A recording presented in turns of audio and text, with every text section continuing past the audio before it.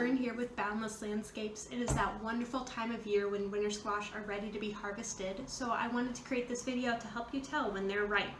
So winter squash are kind of tricky, but once you get the hang for it, it's a little bit easier. The first step in making sure your winter squash are ripe and ready for harvest is testing the rind. The outside of the squash should be very hard. It should be a dark color and it should be roughly full size. What I go ahead and do is I take my thumbnail and I try to pierce the skin of the squash, and if that doesn't work, if it just dents slightly, then it should be ready to bring inside. When harvesting your winter squash, I think the best tool is a knife. So go ahead and cut it so that there are 2 inches of stem left on the top of the squash if possible.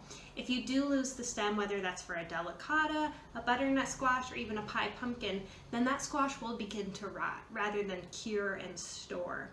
That brings me to curing your squash. So once you've determined that it's ready to harvest and you've gone ahead and cut it off of the vine, the next step would be bringing it somewhere in a sunny location, hopefully outside, for about 2 weeks.